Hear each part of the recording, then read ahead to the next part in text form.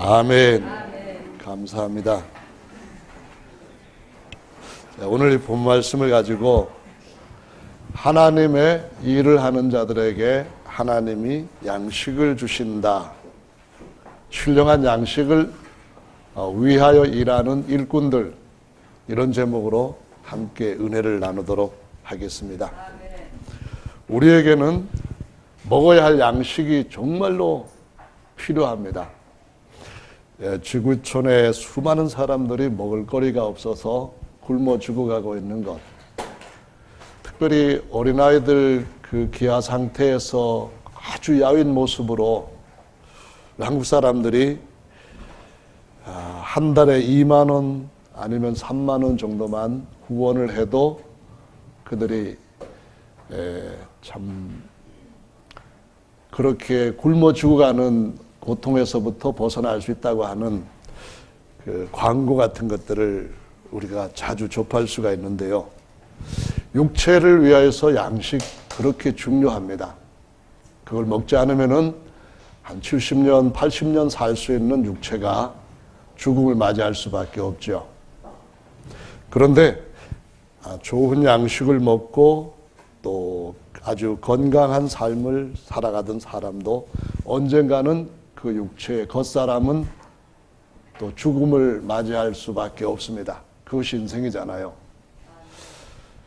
근데 그 속에 있는 영혼은 사실은 겉사람이 흙으로 돌아간 이후에도 영혼이 존재합니다. 살아있는 생명으로 존재할 것인가, 사망 가운데서 고통 가운데 존재할 것인가, 이 차이만 있을 뿐 속사람 영혼은 사라지는 법이, 없어지는 경우가 없습니다. 그래서 이 속사람도 이 땅에 사는 동안에 영혼이 살기 위한 양식을 준비해서 먹어야만 됩니다. 하나님이 이스라엘 백성들을 400년 동안 애굽에 종살이하게 하셨을 때 애굽 사람들은 그들한테 일을 시키고 먹을 거리를 주었습니다. 그것을 먹고 그들은 조상 4대에 걸쳐서 애굽에서 살았습니다. 그것은 이 세상에 사는 모든 사람들이 죄와 사망에게 종노릇하면서 죄와 사망의 일을 해가는 동안에 어떤 삭을 받고 그것을 가지고 그 기간 동안 지내다가 결국에 가서는 영원한 사망이라고 하는 둘째 사망, 불못이라고 하는 삭을 받게 된다는 것을 보여준 그림자였습니다. 그래서 하나님이 거기에서부터 이스라엘 백성들을 이끌어내셨지 않습니까? 하나님이 그들을 이끌어내시고 약속의 땅으로 가게 하십니다. 흔히 젖과 꿀이 흐르는 땅이라고 표현합니다. 젖과 꿀이 흐르는 땅이란 말은 생명과 희락이 계속해서 넘쳐 흐르는 땅이라는 말씀입니다. 사실 이스라엘 백성들이 지금도 그 땅에 살고 있지만 그들에게 젖과 꿀이 흐르는 그렇게 좋은 환경은 아닙니다. 그러면 그것을 무엇을 말하는 것일까요? 그 역시 하나님께서 우리에게 주실 영원한 생명 속에서 영생의 젖과 극락의 즐거움을 누리는 내세가 있다고 하는 것을 그림으로 보여준 것입니다. 그것을 향하여 가게 하는 이스라엘 백성들이 광야를 통과해 가잖아요. 광야를 40년 동안 통과해 가는 동안에 그들은 먹을 거리를 친히 준비하지를 못했습니다. 그들은 가야 했고 여행하는 동안에 머무르면서 씨를 뿌리고 거두는 일을 할 수 없는 여건에서 계속해서 장막 생활을 하면서 살아갔습니다. 그럴 때 하나님께서 그들에게 주신 것이 바로 하늘에서부터 내려온 만나라고 하는 것입니다. 250만 이상의 사람들이 농사를 지을 수 없는 땅, 과일을 딸 수 없는 땅에서 40년 동안이나 먹을 거리를 먹고 살았다고 하는 것은 하나님께서 우리에게 아주 중요한 교훈을 주시는 충분한 역사적인 증거가 됩니다. 하나님께서 이스라엘의 광야 생활을 통하여서 주셨던 것이 무엇입니까? 그 교훈은 사람이 떡으로만 사는 것이 아니라 하나님의 입에서 나오는 모든 말씀으로 사는 것을 깨닫게 하려 함이라고 말씀합니다. 육신의 양식이 필요합니다. 영혼의 양식은 훨씬 더 필요한 줄로 믿습니다. 40년, 80년 살 수 있는 양식이 중요한 것 이상으로 영원히 젖과 꿀을 마시면서 아주 영원한 최고의 희락의 극락의 기쁨의 삶을 살 수 있는 그 양식을 준비하는 일은 훨씬 더 크고 좋은 일인 줄로 믿으시기 바랍니다. 아주 값진 일입니다. 아멘. 그래서 이 양식에 대해서 오늘 예수께서 사마리아 여자와 대화를 하시면서 우리에게 가르쳐 주신 아주 중요한 교훈이 있습니다. 여러분 주기도문 다 잘 아시죠? 외우기도 아시잖아요. 한번 같이 외워볼까요? 시작. 나라 임하옵시며 뜻이 하늘에서 이룬 것 같이 땅에서도 이루어지이다. 오늘날 우리에게 일용할 양식을 주옵시고 우리가 우리에게 죄 지은 자를 사하여 준 것 같이 우리의 죄를 사하여 주옵시고 우리를 시험에 들게 하지 마옵시고 다만 악에서 구하옵소서. 네, 잘 외우셨습니다. 거기까지만 하셔도 한 90점은 받으실 수 있습니다. 나머지 10점은 그 내용을 외운 것뿐만 아니라 우리 영혼을 위하여서 양식으로 먹는 데 있습니다.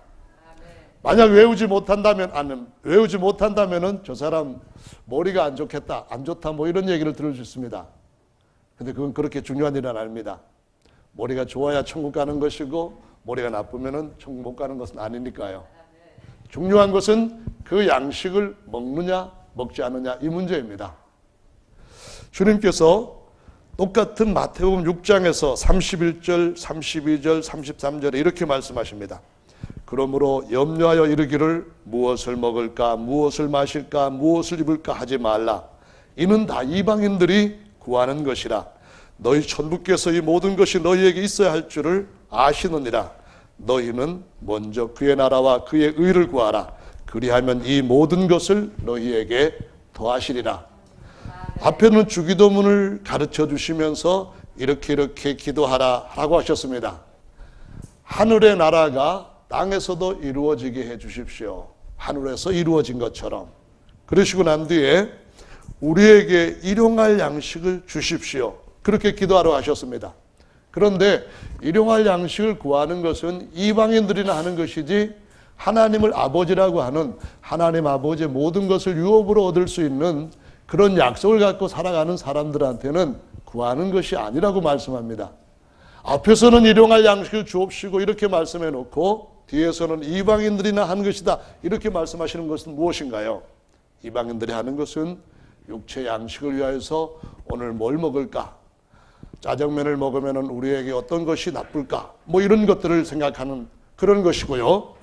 주님이 말씀하신 일용할 양식이라고 하는 것은 바로 오늘 예수께서 사마리아 여자와 함께 대화하시면서 우리에게 가르쳐 주시는 바로 그와 같은 양식을 말하는 것입니다.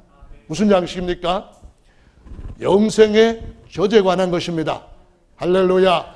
우리는 그분을 통하여서 어떻게 태어나서 젖을 먹고 우리는 그분을 통해서 어떻게 생활 가운데서 희락을 배워가다가 극락의 세계 속에 영생을 누릴 수 있을 것인가, 이것을 그 말씀의 떡을 통하여 우리에게 주시고자 하시기 때문에 먼저 그 나라를 구하라고 말씀하시는 겁니다.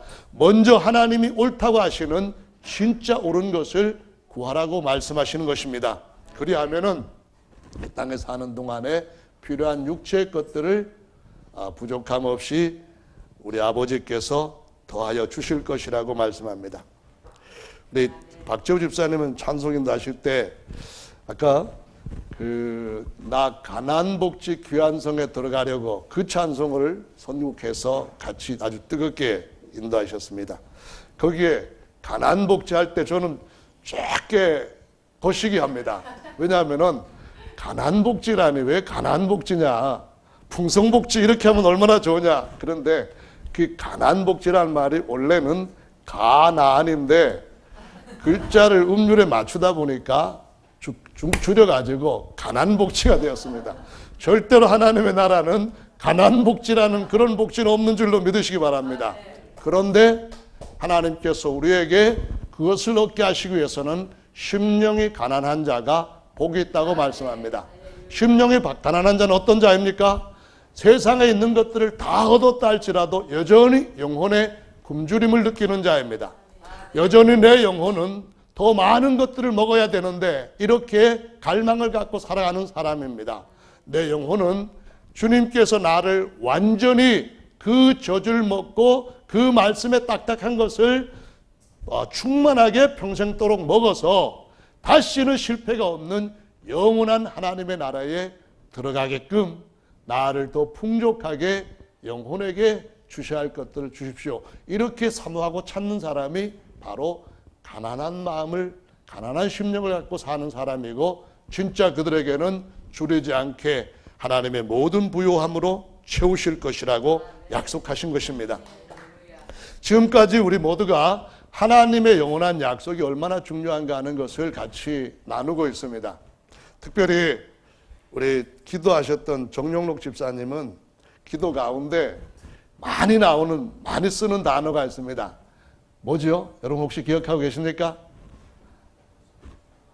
예, 다른 아버지는 별로 만족을 주지 못하지만은 천부이신 하늘 아버지는 내게 영원한 소망과 만족을 준다 해가지고 하나님 아버지 이 말을 굉장히 많이 씁니다. 우리 교회에서 아마 제일 많이 쓰는 것 같아요. 하나님 아버지를 제일 많이 찾으면 하나님 아버지의 제일 좋은 아들도 될 줄로 믿습니다.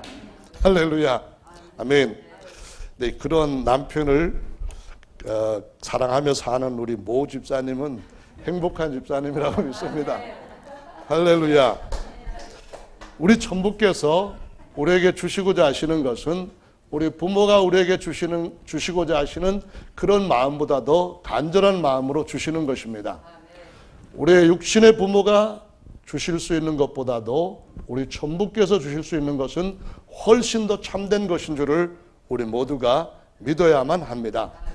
근데 이런 것들을 우리가 발견하지 못할 때에 우리 인생은 비록 많은 것들을 갖고 한평생을 누리며 살다가도 결국 누가복음 16장의 말씀처럼 영혼이 누릴 수 있는 그런 것들이 준비되지 않은 상태에서 육체만을 누리는 삶을 한평생 매일 잔치하며 살았다 할지라도 그것은 한계에 그냥 부딪히고 절망으로 끝난다고 하는 사실을 성경이 우리에게 가르쳐 주시고 있습니다.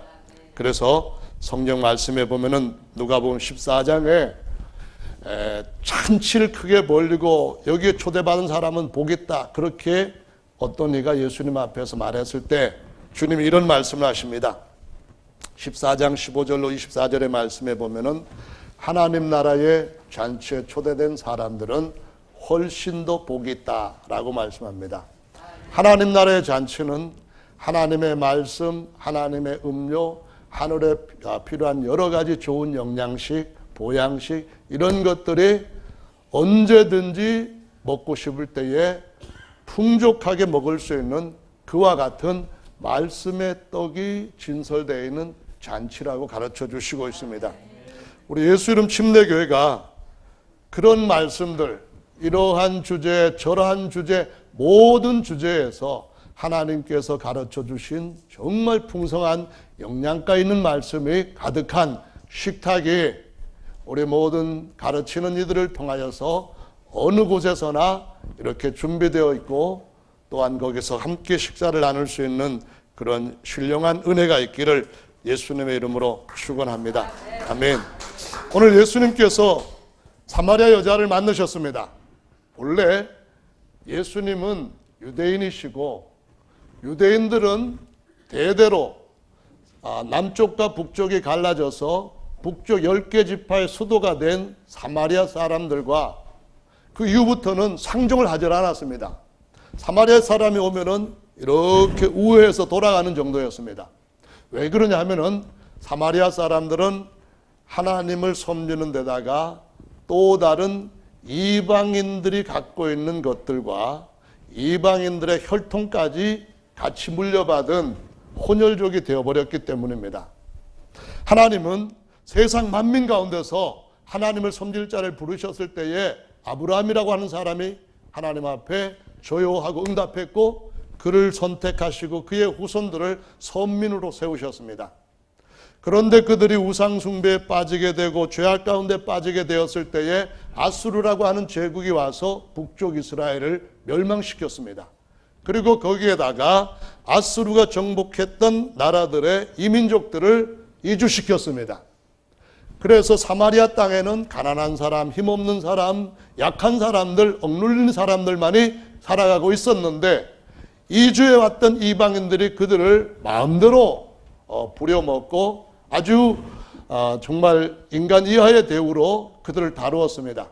그러다 보니까 사마리아 사람들은 이방인들보다도 더 못한 처지에 들어가게 되고 유대인들은 그들이 갖고 있는 선민의식이 강하고 그들이 가지고 있는 이방인과 접촉했을 때에 부정을 탄다고 하는 그러한 율법 정신에 충실했기 때문에 이 사마리아 사람들과 같이 사귀는 것이라든가 조우하는 것을 정말로 피했던 사람들입니다.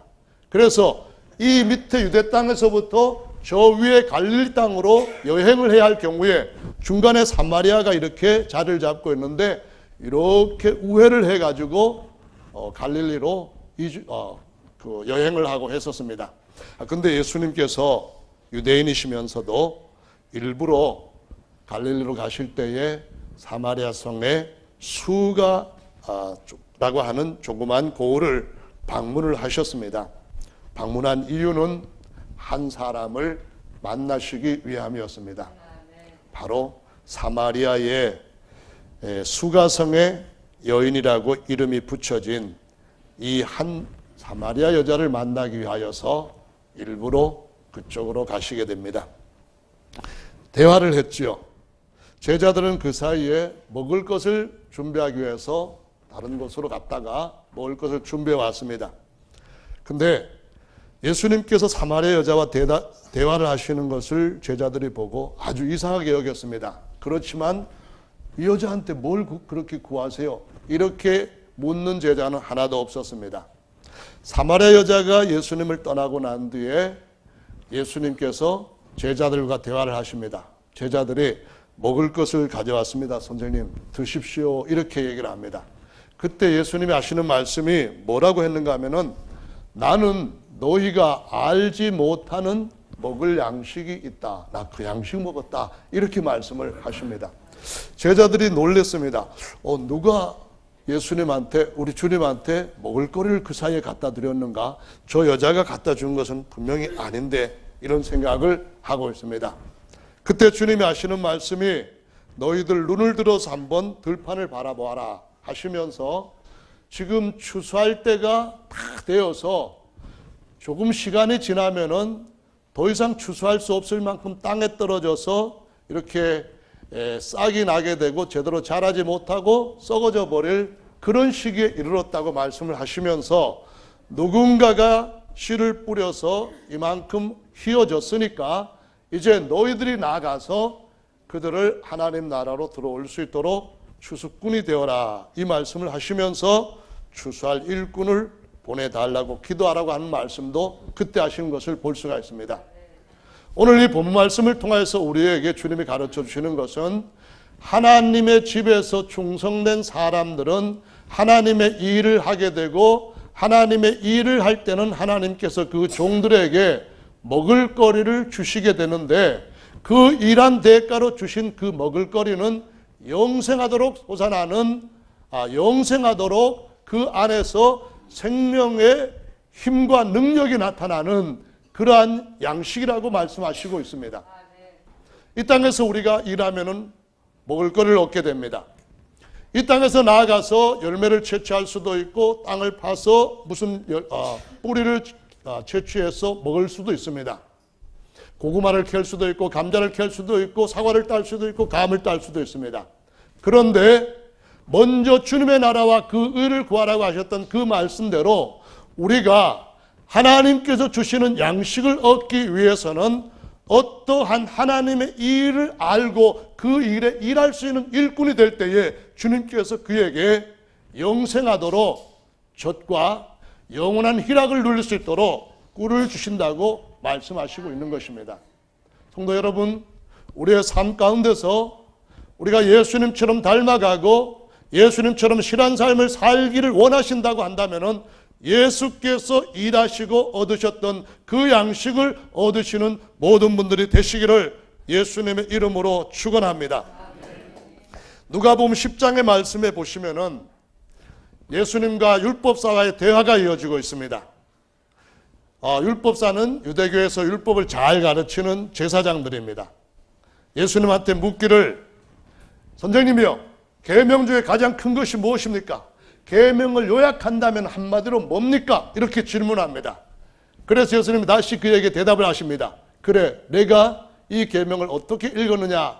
그렇게 질문을 하시니까 이 율법사가 아주 그 율법에 대한 아주 박식한 지식이 있었기 때문에 이런 대답을 합니다. 선생님, 율법에 말씀하시기를 내 하나님을 모든 것을 다해서 사랑하라고 하시고 내 이웃을 내 몸처럼 사랑하라고 하셨나이다. 대답을 합니다. 이런 대답은 정말 대단한 대답입니다. 그 10계명, 그 외에도 많은 계명들이 있는데 그런 것들을 다 총괄해서 아주 진하게 짜내놓은 엑기스 말씀이 바로 하나님 사랑과 이웃 사랑이라고 하는 것이라는 것을 대답한 것입니다. 대단한 것이죠. 이만한 법전을 갖다가 딱 요약을 해가지고 한마디로 딱 얘기할 수 있는 아주 해박한 지식을 갖고 있는 율법사였기 때문에 랍비였던 예수님한테 나와서 같이 대화해도 나 하나 밀리지 않겠다, 이런 생각을 하고 나왔던 사람입니다. 그 다음 질문이, 선생님 그러면은 누가 저의 이웃입니까? 라고 물어봅니다. 그때에 예수님께서 이와 같은 얘기를 하십니다. 한 비유를 드시는데 어떤 사람이 예루살렘에서 다시 내려가다가 아주 큰 봉변을 당했다. 강도를 만나가지고 그 강도가 그 사람을 거반 죽게 만들어 버렸는데, 그때 이 여리고로 내려가던 어떤 제사장이 그 강도를 만나서 거의 죽게 된 사람을 보고 멀찍이 피해 갔다. 다음은 레위인이 갔는데 레위인도 큰일 날 뻔했네 하면서 다시 다른 데로 돌아갔다. 그런데 세 번째로는 사마리아 사람이 여행을 하다가 그를 보고 그를 나귀에 태워서 상처에 기름을 붓고 이렇게 응급조치를 하고 난 뒤에 그를 주막으로 데려가서 말하기를 이 사람을 좀 돌봐주세요. 제가 다시 와서 만약에 더 치료비가 든다면은 그것도 갚겠습니다 하고 그 여행길을 갔다. 그러면은 강도 만난 이 사람한테 누가 이웃이 되겠느냐, 이렇게 질문하십니다. 당연히 사마리아 사람이 그에게 이웃이 되었죠.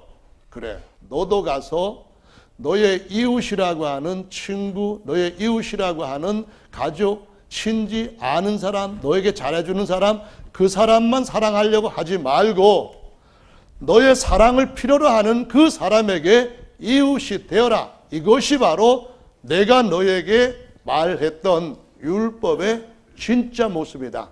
그것이 그림자라고 한다면은 그것의 실체가 되는 것이 바로 내가 다른 사람에게 이웃이 되고 그를 사랑하라고 이렇게 율법과 여러 계명들을 주신 것이다 라고 말씀을 하십니다. 오늘 이 말씀에서 우리가 깨달아야 되는 중요한 것은 무엇인가요? 구약 시대에는 사람들에게 주셨던 이 율법이라고 하는 것이 약했습니다. 죄를 씻을 수 없기 때문에 그냥 짐승의 피로 덮어놓은 상태였습니다. 또 덮고 또 덮고 하는 상태였습니다. 그때 당시는 사람들에게 하나님이 요구하시는 하나님을 향한 주님의 일을 하는 이 일의 질도 상당히 낮았습니다. 예를 든다면은 어떤 사람이 율법을 잘 순종할 때에 그 순종하는 그 폭 정도가, 그 레벨 정도가 이런 거였습니다. 누군가가 내게 괜히 실수를 해가지고 주먹질을 했는데 눈이 이만큼 부었습니다. 어떤 사람은 화가 나가지고 때렸는데 이만히 눈 튀어나왔습니다. 그러면 율법을 따라 어떻게 되는가 하면은 나 지금 몇 센치 나왔는지 봤지? 해가지고는 팡 치면은 그만큼 딱 나오면은 이건 율법대로 눈에는 눈 이만큼 잘한 것입니다. 한번 딱 맞았는데 기분이 되게 안 좋습니다. 그래서 그 다음번은 다시 한번 펀치를 빵 날려가지고 그 사람의 내가 빠진 이만큼 빼버리면은 이에는 괜찮은 겁니다. 만약에 이만 부러졌는데 눈까지 때리면은 율법에 어긋나는 겁니다. 근데 주님이 하시는 말씀은 그 정도가 아닙니다. 율법은 다른 사람에게 가까이 갔다가 부정한 사람이 나한테 접촉되면 내가 부정을 입는 것이지만은 하나님의 은혜와 진리, 새 언약에 예수께서 주신 우리에게 주신 이 새로운 언약은 우리가 하나님의 거룩함과 의로움을 얻게 해주시고, 우리가 가서 다른 사람, 부정한 사람, 우리가 가서 약한 사람, 우리가 가서 원수된 사람, 그런 사람들을 죽어가는 상태에서부터 살려주는 능력이 있는 언약이라고 말씀하시고 있는 것입니다. 그래서 그 언약을 주님께서 보여주시기 위하여서 유대인들은 상종치 않고 피해갔던 사마리아의 그 여자를 찾아간 것입니다. 그 여자에게 찾아가서 그에게 진짜 그에게 필요한 것이 무엇인지를 확실하게 알려주고 그의 삶을 완전히 바꿔주는 일을 하신 것입니다. 그 일이 바로 내가 이웃을 진짜 사랑하는 것이 무엇인지를 보여주는 것이고, 그것이 바로 주님의 일을 했기 때문에 먼저 주님의 나라를 위하여서 일한 사람에게는 주께서 진짜 양식을 주실 뿐만 아니라 다른 것도 더해 주시는 것이라고 말씀하시고 있는 것입니다. 이런 일을 하기 위해서는 우리가 새 언약의 것과 옛 언약의 것이 어떻게 다른지를 이해를 해야만 됩니다. 씻을 수 없었던, 죄를 씻을 수 없었던, 누구를 살릴 수 없던 그런 언약의 시대에 사는 것이 아니라 은혜와 진리 가운데서 생명의 진짜 젖과 생명의 진짜 꿀을 가지고 살아가고 섬기고 있는 우리들에게 적극적인 하나님을 살리는 하나님의 능력 가운데서 우리의 삶을 봉사하는 그와 같은 발상이 우리 모두에게 일어나야 된다는 것을 보여주시고 있습니다. 그것은 어떤 것을 의미합니까? 예수님께서 사마리아 여자를 만나는 것은 제자들이나 일반 유대인들의 관점으로나 아니면 기준으로 볼 때에 정말 저 사람 불결한 사람이라고 보게 되는 겁니다. 예수님께서 어느 날 세리들과 창기들과 같이 식사를 탁 하시면서 무슨 얘기를 할 때에 바리새인들이 볼 때는 저 사람이 죄인의 친구가 되었다고 하면서 아주 이상하게 보고 저 사람은 사마리아 사람이요 귀신 들린 사람이라 이렇게 표현할 수 있는 것입니다. 요한복음 말씀에 오시면은 요한복음 8장 48절에 예수님을 비난했던 사람들이 저 사람 사마리아 사람이다 이렇게 얘기합니다. 그만큼 잘못됐다는 것을 얘기합니다. 사마리아 사람이란. 저 사람 귀신 들렸다 그렇게 얘기합니다. 그 말은요, 사마리아 사람이나 귀신 들린 사람은 거의 동급으로 아주 잘못되었다는 것을 보여주는 그런 의미입니다. 그런데 주님은 거반 죽게 된 사람들을 살리기 위해서 친히 사마리아 사람들처럼 자신을 낮춥니다. 그는 정말로 모든 만물을 창조하신 그 하나님이신데 그럼에도 불구하고 종의 형상을 입고 오셔서 사마리아에 무언가를 사모하는 그 한 여인을 찾아가기 위하여서 제자들 음식 찾으러 갔을 때에 진짜 음식이 무엇인지를 거기서 일하심으로 준비해 주시고 제자들에게도 그것을 가르쳐 주시고 우리들에게도 그것을 가르쳐 주시는 이 말씀을 남기게 하신 것을 볼 수가 있습니다.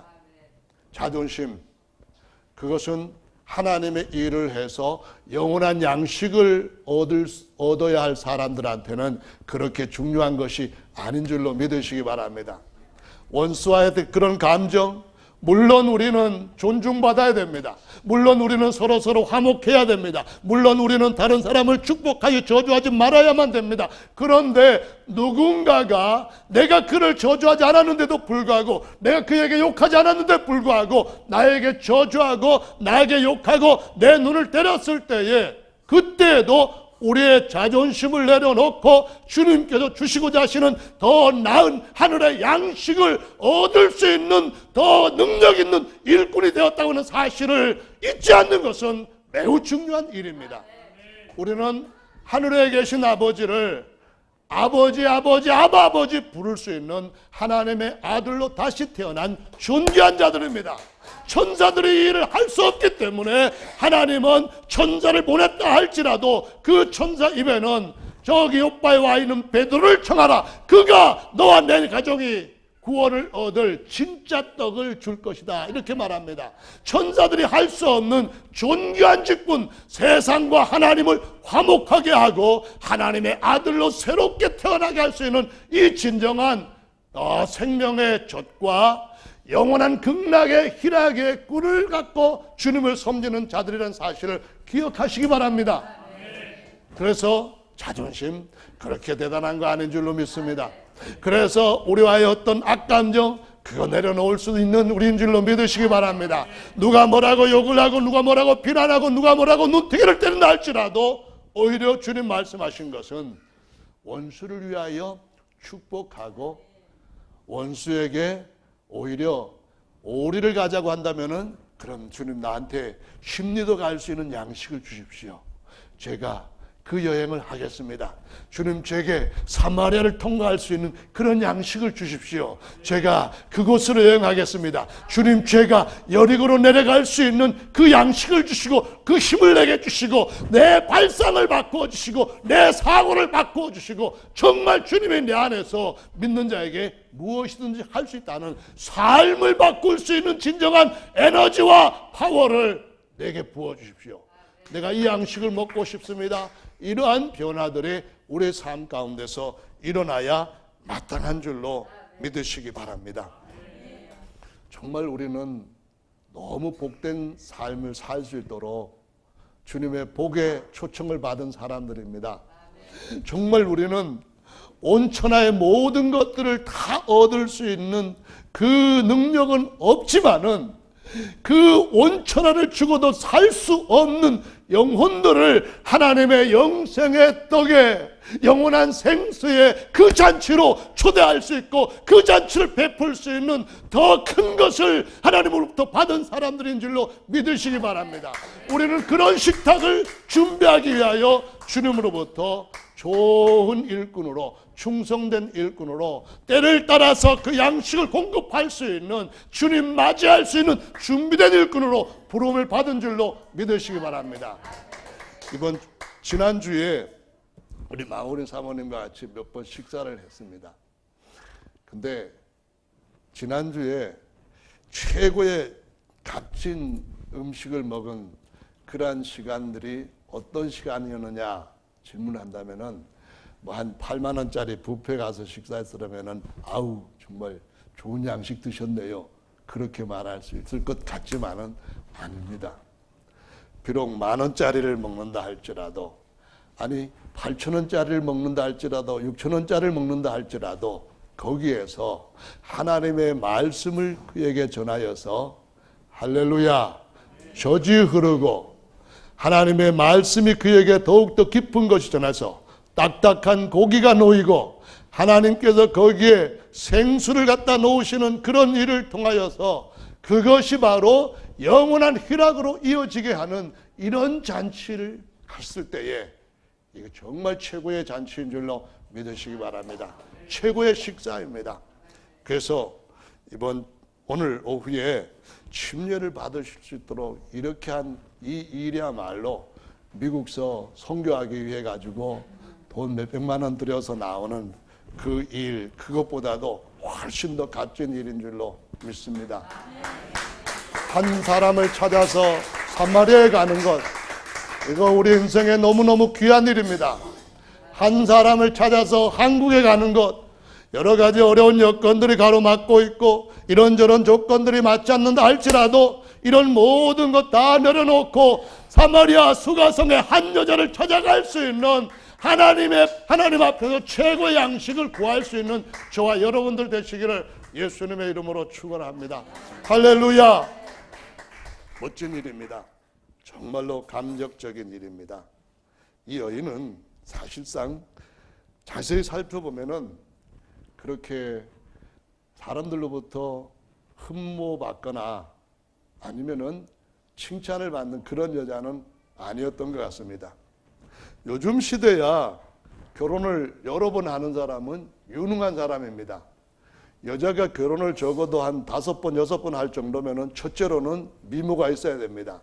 몸도 쫙 그냥 누가 봐든지 간에 가다가 자동차 펑 이렇게 사고 나는 일이 가끔 그 여자들 보다가 일어난다고 하는데, 그런 몸매, 거기에다가 교양 있고 인품 있고 돈 있고, 거기다가 가문 좋고 뭐 좋고 뭐 좋고, 거기다가 직장도 아주 좋은 그런 직장이면은 모든 남자들이 선망의 대상으로 보고 결혼해달라고 줄을 씁니다. 꽃 사들고 뭐 들고 와가지고 그냥 프로포즈를 할 겁니다.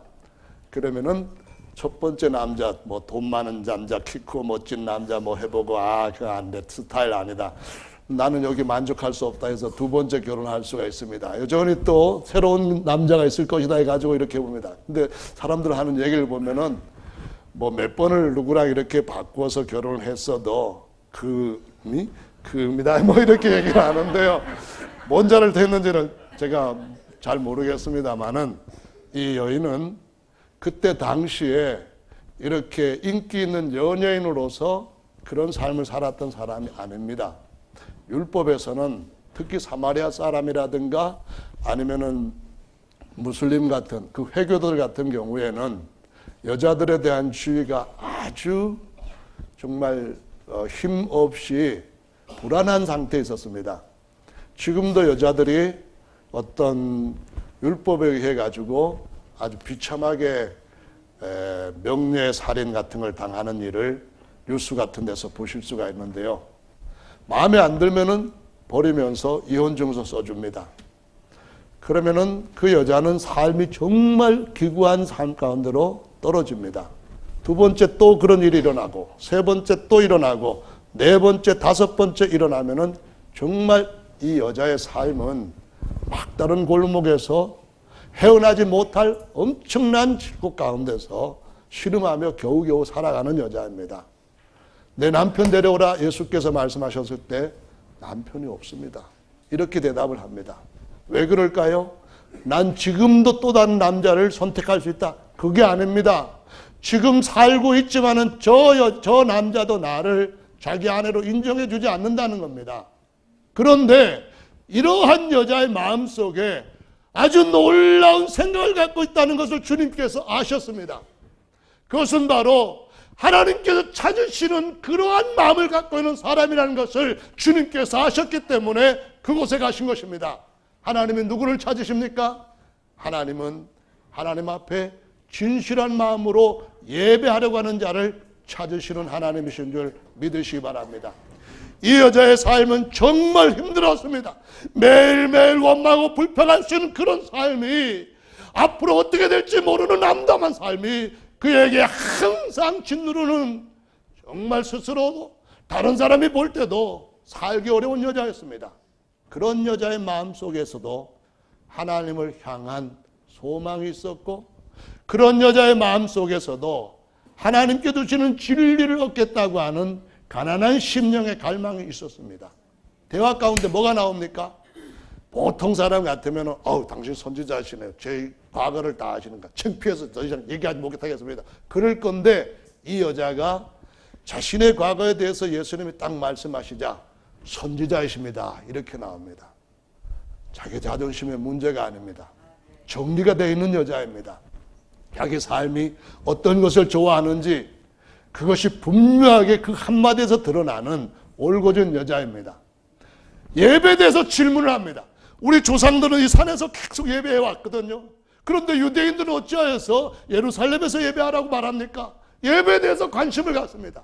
어떻게 예배를 하면 하나님이 받으십니까? 나는 그러한 예배자가 되고 싶습니다. 하나님은 예배하는 자를 찾으신다고 말씀하셨는데 나는 하나님이 찾으시는 그러한 여자가 되고 싶습니다. 이 대답을 이 여자가 예수님한테 합니다.